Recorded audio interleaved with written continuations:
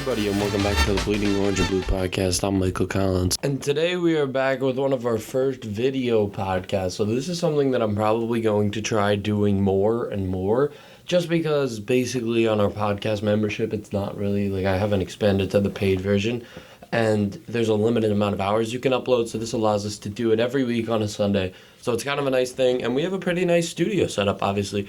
You see we got some memorabilia here. I changed up the cards I got out. I got the Edwin Diaz bobblehead, which was definitely an overpay.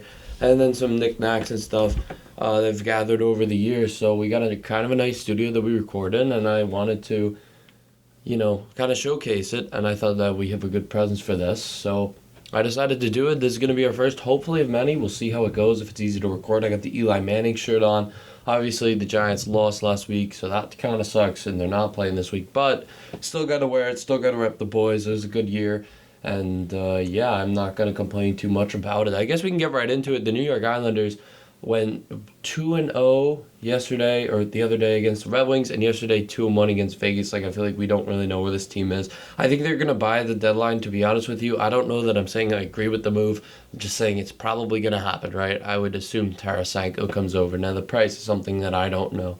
Some things are interesting going on around the league, though. Kiefer Bellows gets his first goal. McDavid's still doing McDavid stuff. He's going to have one of the highest point totals. He'll probably this year have the highest point total since Steve Yzerman, which I feel like a lot of people kind of forget how good he was. Like, he had a 165-point season. And he's a guy that kind of goes under the rug a little bit just because of the fact that, you think during that time period of Gretzky and of Mark Messier and of Mario Lemieux, and he's kind of a guy that I feel like gets swept under the rug when he really shouldn't be. He was a really good hockey player. And McDavid is going to do something that we haven't really seen since then. So just to pull up his stat line, the last time I checked, he was at about 85 points through the halfway point, or 80 points through the halfway point, which is just insane, right? Like, I think at the halfway point, he would need 5 more points to pass Matt Barzal's career high. So this season, he has 92 points in 50 games, which is absolutely incredible. He's got 32 games left to go. Now, I don't know if that's the Edmonton games, because if he has played every game, which I'm not really keeping track of, and then he would have 32 games left to go, and that's just an insane pace. He could have a 60-goal season, and it looks like he will do that. He'll probably even smash that number. I mean, if he were to work at a goal-per-game basis, which I know it's inhuman, but we're also talking about McDavid right now. He could get really high there in the goal total. I think there's even a shot of him hitting 70, to be honest, because I don't think any of us saw he was coming this far. Like, you can't treat McDavid's stats as, that's not normal, because the guy's not normal. I mean, what he's been able to do for this Edmonton team, and you just look at the standings. I mean, this is a team that they don't have a good goalie. It's just kind of him and Draisaitl. Nugent Hopkins is there too, but I feel like he kind of has underperformed as compared to the other two, even though he's still an elite center. So, yeah, let's just look at the Western Conference. The Google standings of this just kind of works out weird, but here we go. So they're ahead of Calgary, and they are 4th in the Pacific Division, which I don't really think is saying that much. The Pacific Division, in my opinion, isn't really that good of a division compared to the others. I mean, I know some of these teams are on the rise, but besides the Golden Knights, none of these teams consistently scare me. Obviously, the Kraken lead that division, and that's purely because the Golden Knights just lost 3 in the Tri-State. So definitely a little bit slipping there, but this is still a really good Golden Knights team. I mean, Eichel, Pietrangelo, Logan Thompson in the net, and I believe he's an all-star. I think he got voted in. And you got so many guys, Shea Theodore, Marchessault, just overflowing with talent. That's a team that I expect to still take home the Pacific. The Stars are another division leader right now, and I am very high on the Dallas Stars. I think they're a really good team. Jason Robertson, Tyler Seguin, Jamie Benn, not Jordy. And on the defense, you got Miro Heiskanen. In goal, you got Jake Ottinger. There's so much star power on this team. You have to see the Dallas Stars play, because I feel like you forget how many guys are on this team and how good they are. But when you see the lineups, you say, oh, wow, this is a really good team, and you kind of forget about it a little bit. Yeah, so back onto the Oilers, though. 60 points right now, that's very solid. I mean, to be honest, kind of shocking that the 4th place in that division has 60, because that is technically better than the Metro, and I would still say the Metro is a way better division than them. But, yeah, that is kind of shocking for me, but McDavid is such a big part of that. I mean, No offense to Jack Campbell or to, I don't even know who the other guy is. It's Stuart Skinner? Is he the backup? He might be. But I just don't know that they're playing. They're not playing at the same level as some of the other guys like Logan Thompson or Ilya Sorokin or Jake Ottinger. And Logan Thompson, at the beginning of the year, he might fit more in that conversation. Maybe not now, but he's still a really good goaltender. And he's really young, so he's going to develop further. And to me, that's something that Edmonton has always needed, and they've never quite gripped it. Edmonton is a team for me, and I think for the Islanders, this might make sense. I think the stance that they should take is a buy and sell stance. Buy some younger pieces. That's okay to make trades like that, but don't go all in on like a Patty Kane. Maybe sell off some pieces that you clearly don't need and are becoming UFAs. I think Semyon Varlamov is a guy that makes perfect sense with the Edmonton Oilers, or the Seattle Kraken. They're both competing, and both of them have a clear overflow of forwards. They have a surplus of some young forwards. That's not what they need. They do need depth scoring, which I guess you could kind of rely on those forwards. But, I mean, your top six has Leon Draisaitl and Connor McDavid. So, to be honest, like, how much do you need depth scoring? And then you have Ryan Nugent-Hopkins as well, which is just kind of insane. Like, I know that fans say they need depth scoring, but I'm telling you, like, they are a potent offense. And these guys will get a lion's share of the minutes, and they'll do a lot of damage to you. This team needs some goaltending.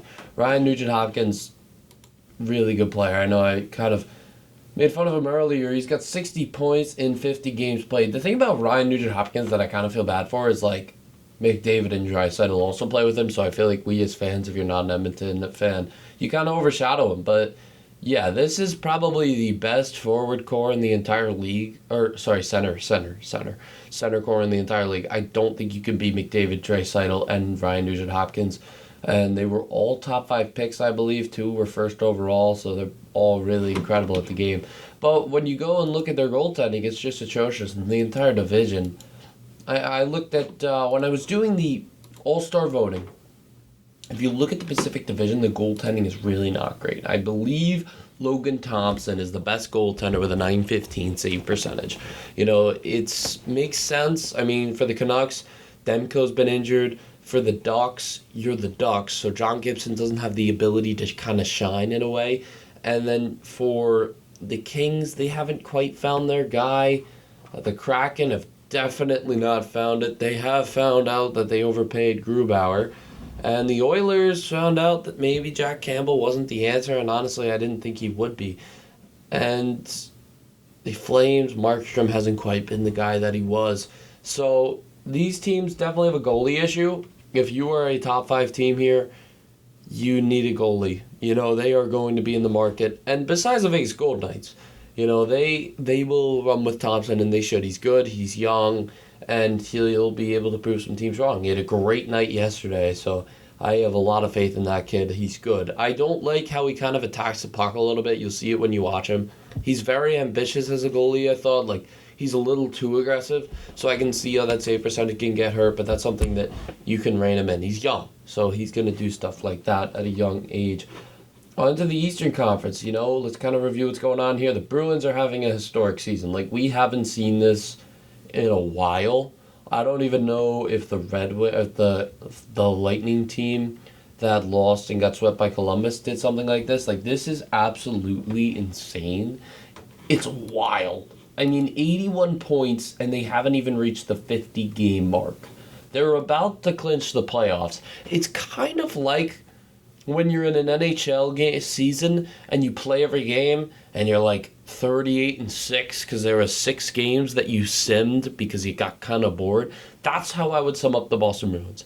It's as if there's a user playing almost every game. Like, they're incredible out there. They're just doing so much better than every other team. Linus Ullmark finally hit. And again, I say this a lot. Like, if you follow the podcast from day one, I'm a huge Linus Ullmark fan. He's really, really good. I mean, he put up that .920 in Buffalo, and he had to adjust here and there, but he's a guy I wanted on the Islanders. I wanted to trade Varley and sign him. I thought that would be a better tandem. I saw it as unreasonable. It would never happen, but Linus is so good. He's so good, and he's showing that this year. Now, I still think Ilya is better, and I think if the Islanders somehow make the playoffs, Ilya should even be considered for the Hart. because he has done so much to try and drag this team up and put him in a race there. So that is something that has just been incredible to watch, if you want my 2 cents. Another thing I wanted to bring up, and it was about the goaltending for the Oilers, just kind of going over it. So if we look at all of these teams that are in the hunt, let's pick up 5, right? So in the Central, the Stars are in the hunt, the Jets are in the hunt, the Wild are in the hunt, the Avalanche are in the hunt, and I'll even go the Preds are probably in the hunt. Then in the Pacific, the Kraken, the Golden Knights, the Kings, the Oilers, the Flames. Let's go to the Eastern Conference. You got the Bruins, the Maple Leafs, the Lightning, the Sabres, the Panthers. Red Wings are close, but I would go they're starting to fall out of the hunt a little bit. The Hurricanes, the Devils, the Rangers, the Capitals, the Penguins, the Islanders. So let's look at our goals against here. Okay, wow, the Islanders is really bad, but whatever. Let's look at the goals against for the Edmonton Oilers. They have 162 goals against. Among all competing teams, the only team that's ahead of them in the goals against category is 178 with the Kings. So that highlights a big problem going on there. But besides that, some of these teams don't really even come that close to their goals against total. It's really just the Kings. I guess the Sabres come really close. They fall 3 short. And that's about it. I mean, even a team that's 6th place in the Metro is still 24 off. So that's a massive problem that they got to find. And they got to figure that out soon and quickly. That's all I'm saying. Just get down to business with that. Otherwise, you are in a rough spot to be at. That's something they got to adjust, and they got to adjust quickly. Now back on to, we'll go with the Maple Leafs. You know, I feel like we can't talk about the Maple Leafs till we get to round 1, right? This is a team that is always in it. They're always good. It's always their year until it's not in the first round of the playoffs. So if they beat the first round of the playoffs, I'm all in. Like, really good team, and they can get over that hump. And that's kind of fun to watch. Austin Matthews is a sick player. And so I'm not going to complain too much about that. It's more funny to see them lose, though. So, yeah, that's all I have to say about them. The Lightning, you know, through all these games, we're kind of at the 50-game mark. They're a team that is slowly getting run down by playing so much hockey. I mean, they're playing so much hockey. Like, think about it, right? And this is kind of what killed the Islanders last year. You go from, it's adjusted now, so this might not be totally accurate, but it's about mid-October to usually about mid-April of playing hockey. If you're a bad team, you cut off and you wait till next September where you start up in the preseason. But if you are on a team such as the Tampa Bay Lightning, you take them mid-April and you go to maybe even as late as June. That is really a lot. That's a way bigger stretch. You're adding another month of competitive hockey to that. Month, a half, and just maybe like a couple days in June. So theoretically, they're getting, 3 months less? I'm going to count June in that, because June, you're really only going up to like June 5th. It's like the World Series in November type of deal. You're getting about 3 months less of 3 months of rest. They're getting April and they're getting May. So that's a big difference there. That's 1.5 more months of rest from just grinding it out. And it's more rest, in fact, because this is competitive hockey. It's grinding hockey. It's hockey where you're playing through injuries and stuff like that. And they've also been a team for a while, so they're getting old. You can kind of see that wear and tear. I can't personally see them making another big run. They might, though. I mean, we do never know. So that's something you got to watch. The Sabres are a team that is so much fun to watch through this 50-game mark. They're about to hit 50. Like, they're just so much fun to watch. And they have been just so good at developing these guys finally. Like, we could see the frame. You know, Alex Tuch, Tage Thompson, Peyton Krebs will be coming around more. They don't really have a goalie, and that's clear with the 165 goals against. That's something they got to address. You know, my top teams, I guess we can go over some trade deadline needs because we're only a month away, actually. Maybe a little bit more. So we're getting kind of close to that. Buffalo Sabres, the Kings, the Kraken, and the Oilers are teams that are goalie hunting. 100%. And there's a couple teams in there like the Bruins, the Leafs, you know, that are kind of like, we don't really need anything. It's more of a want. Can we add another potent guy to just make this offense even scarier, you know? So that would be kind of my look at that. Sabres definitely need that goalie. They need that guy that can shut them down because they got really good offense, and if they got a good goalie who can get hot in the postseason, I can see them making a decent run in there. And then you got the Panthers who just have not been good. I mean, I don't know. I guess they're a competitive team, so thus they would be one of the other teams to outrank the Oilers with 183 goals against. What is Bobrovsky's save percentage? I mean, Sergei Bobrovsky, besides that dominant year in the playoffs, like, he really was a guy that none of us had that much faith in after his first year in Florida. And I think he might have come back down to earth. Yeah, he did. So a sub-900 save percentage with a 324 goals against average. And that's tough to watch. Like, Sergei was a really fun guy to watch, and it's tough, but it's also, he's one of those guys that infamously left Columbus, and that was a time where we all kind of felt bad for Columbus because they got a bunch of people, and then they all just haven't left them. So I don't know how totally bad I feel, especially considering the amount of money he's making, but it sucks to see someone doing that bad, and Sergei seems like a fun player, and I can't even hate him for the money he's getting paid. I mean, that's on Florida. I really don't know why they were going to give him that much money. They gave him a lot of money. Like, I don't know. But, yeah, Spencer Knight is someone that I want to watch there. He was a guy that was very touted, and he did make some nice saves in the postseason. And there's a lot of guys that I feel like kind of made some nice saves in the postseason in that one year, and Cole Caulfield being one of them, and kind of slumped the next season. Cole Caulfield has definitely found his game more, but, yeah, he is injured now, but yeah, he's found his game this year. Spencer has a 906 save percentage with 305 goals against. Important thing to note, he is 21. So, like, Ilya broke into the league and started dominating at around 25 probably. Same thing with Shesterkin. Like, he's got a lot more years to develop, but when you're getting called up and you're not doing incredible, it can hurt the confidence a little bit. So they got to have someone good here to mentor him, to make him better. But Spencer Knight is sick, and I hope that this doesn't hit him too hard. He hasn't been so dominant at the NHL level yet. He did have a 919, but it was only in 4 games. His highest is a 908, and he had a 279 goals against average, which was pretty good for a 32-game stretch last year. So Spencer's a sick goalie. He's going to figure it out, and I think that's going to address their issue long term. I mean, listen, for Florida, you have Tkachuk and you have Barkov, and they're locked in long term, so you can't be too worried about, missing a year. You got to give this kid time, and I think when he plays to the level we saw him in the World Juniors and in that postseason, we're going to see a really scary Florida team. And I think there needs to be a change in coach. Because to me, like, if you go from the President Trophy winner to missing the playoffs, so something's wrong. Something's wrong when one of the things you changed was the coach. Now, I know you did overhaul Uyghur and Huberdeau, and that is a big deal. That's a big loss. But you also got Tkachuk back. No, I still think that was a really bad trade. Really do. I think it was really good for Calgary. I think they fleeced him. Tkachuk is a great player. 100-point getter, big goal scorer. But the thing is, so was Huberdeau.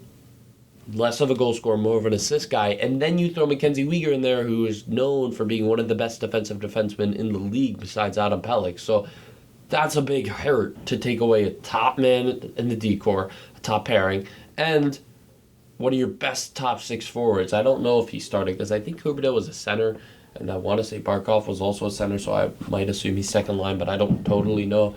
You might want to spread them out, spread out that star power. That's just a smart thing to do. But yeah, I think give them a year and they might be back up to snuff. That would be kind of my perspective on it. As for the MLB, there hasn't been too much traction or too much crazy stuff happening. The Mets signed Tommy Pham, which is basically just a sign that they're going to try and platoon that DH again. Which, listen, I like the idea and concept. And I did like it last year. Like, I can't even lie. When they did trade for Darren Ruff at first, I thought it's kind of a smart move. I mean, they did a lot of bad stuff going over. A lot of stuff going over. That was really bad in hindsight, and J.D. Davis started to heat up, so that does make you regret that. But listen, Tommy Pham was hitting well last year. He does give us another outfielder, so we can platoon that and get some guys some rest.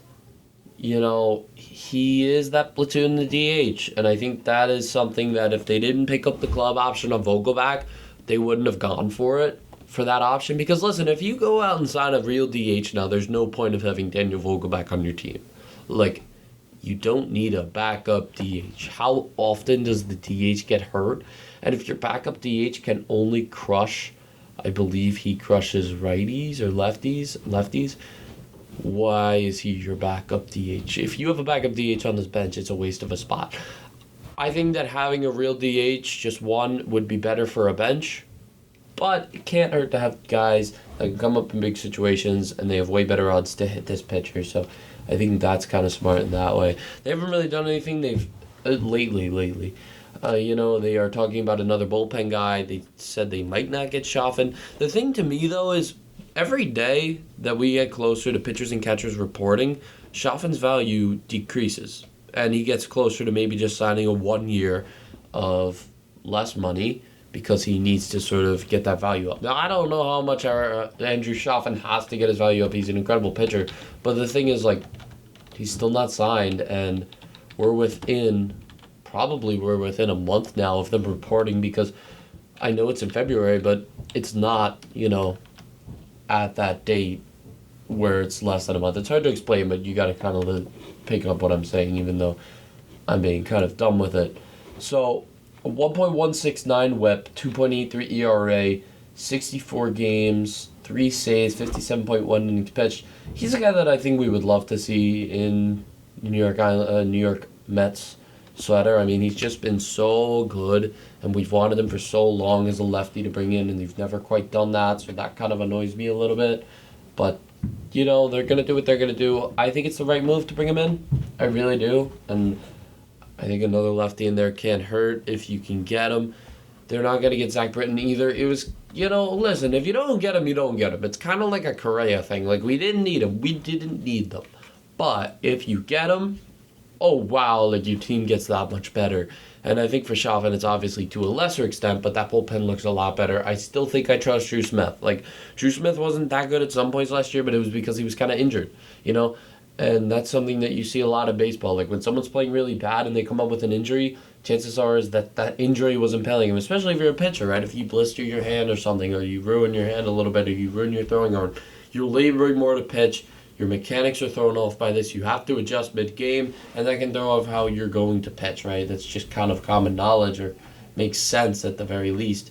So I think that's something that impaled him a lot last year, and I think if he can stay healthy, he can put up a really good year this year. But if you can get Chafin, I'm obviously not going to complain. That is a really deep bullpen. That is one that can just shut people down, and you're following up a rotation that is very good. And I think people will say, oh, it's a really old rotation. I think they're kind of sleeping on Kodai Senga a bit.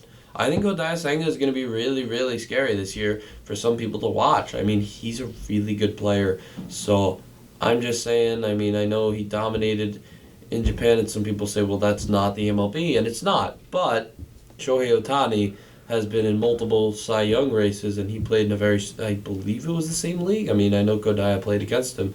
So just saying, I mean, if Shohei was able to do it, I really have a lot of faith in Kodai to come over and do it. So, yeah, that's just my opinion on it. I think they'll be really good next year. Now, I guess we can talk a little bit about my G-Men. It was a tough loss. It was a tough loss for everyone there.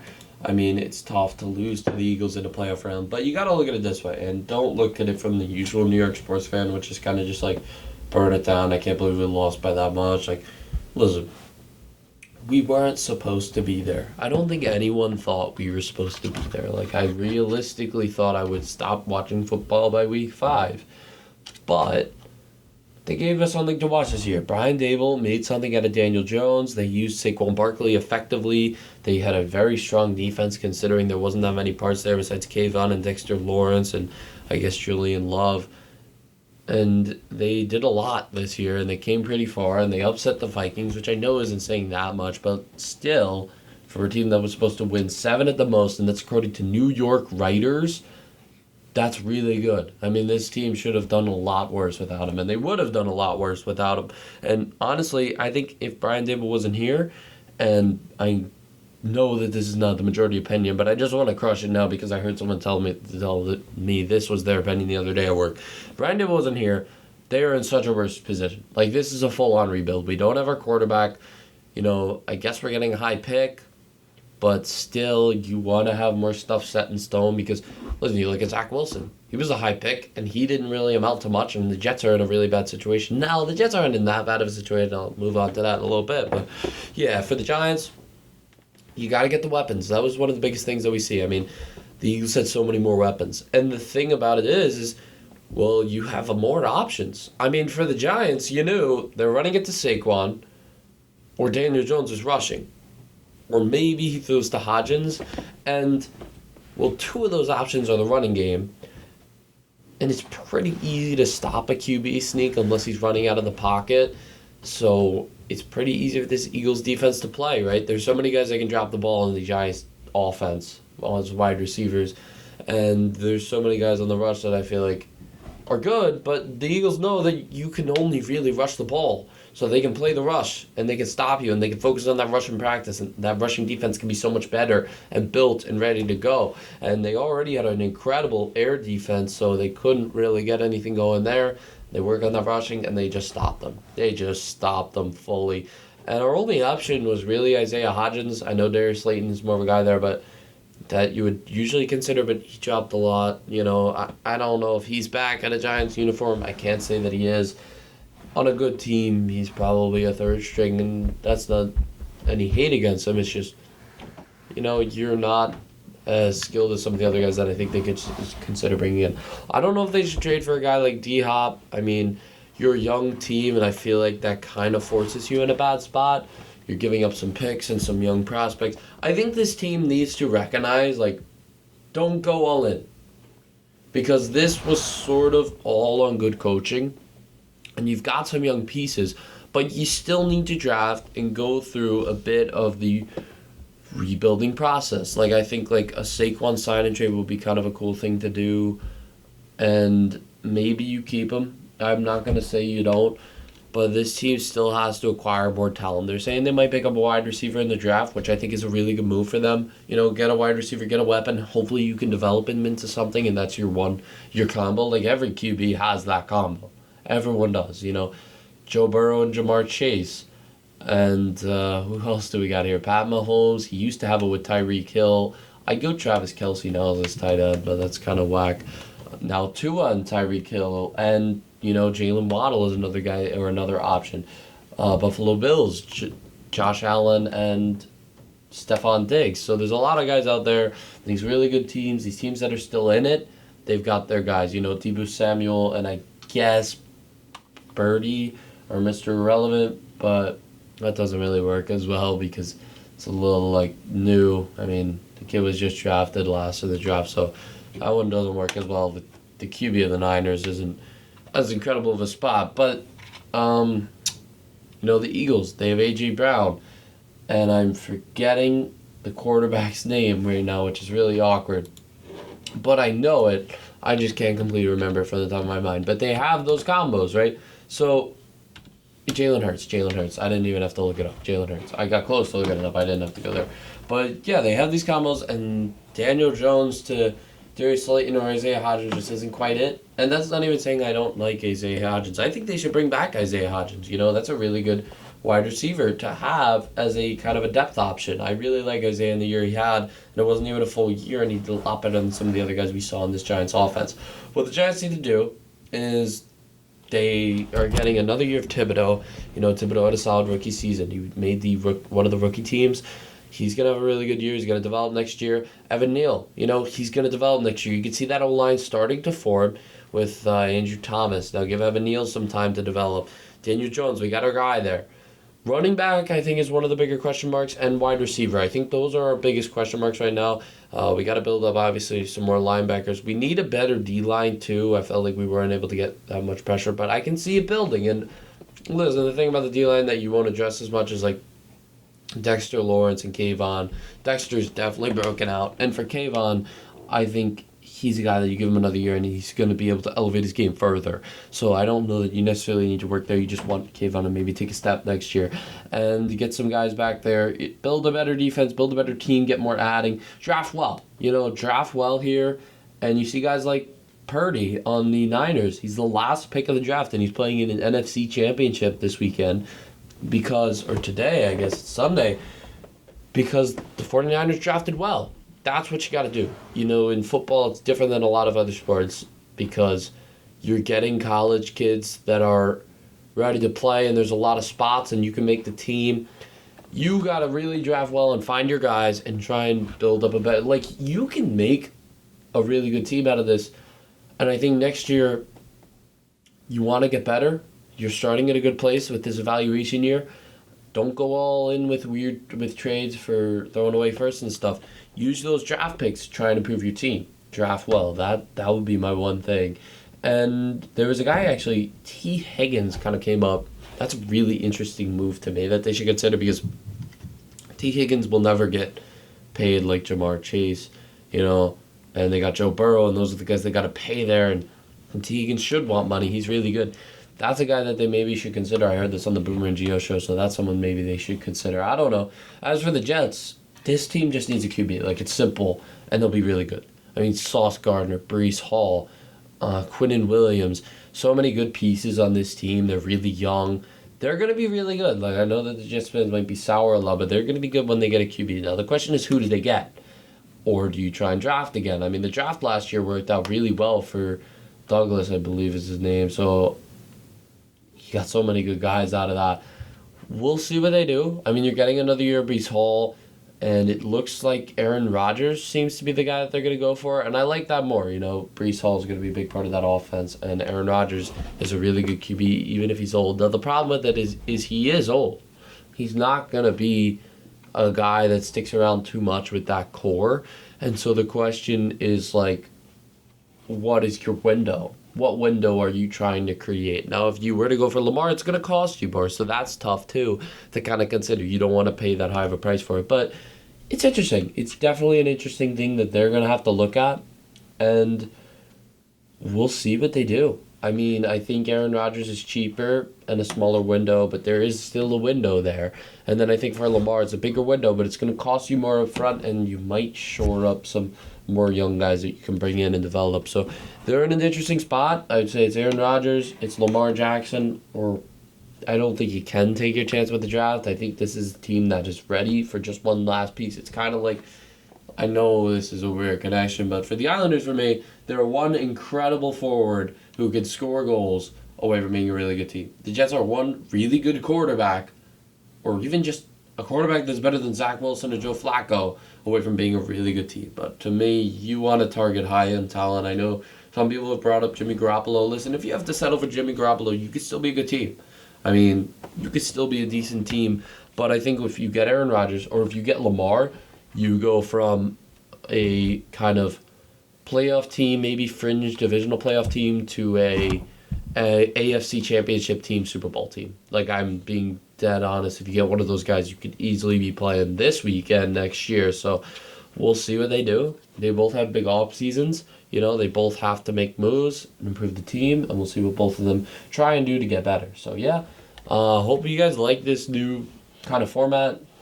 I think we're going to do more videos like this. It allows us to kind of post more too and post more content. So I would say look out for first one is going to be a tier list video. Then I guess we'll do our top 5 Winter Classic video idea, and I have that recorded. I just got to find something to put it around. Maybe I'll do some MLB rankings, getting ready for the season, and something that I'm going to try and do this year is some vlogs, go to a stadium and kind of record it. Mets at Fenway is one that I've been targeting because I really want to go to Fenway, so I'll see if I can do that and what we want to do there. Maybe some more card openings. Those were pretty popular, and I have fun doing those, so we'll see. Hope you guys can watch this. Hope you enjoy it, but yeah, see you all next time. And just so you know, if you're listening to the audio on Spotify for some reason, and if you are listening at this point, you probably wouldn't do this anyway, and this is a weird time to say it, but the video thing is probably not going to be up for a little bit because YouTube takes a lot of time to upload larger videos, and it's going to take a little bit of time to line up the video and the audio. So just expect that. Yeah, probably Monday, which would be the 30th of January, because I know that a lot of people don't get the chance to watch it when it comes out. So have a good one, guys. See you next week. Hopefully we can get some turnarounds. Hopefully we can have a good 2023 for sports teams, but we'll see. Bye, everyone.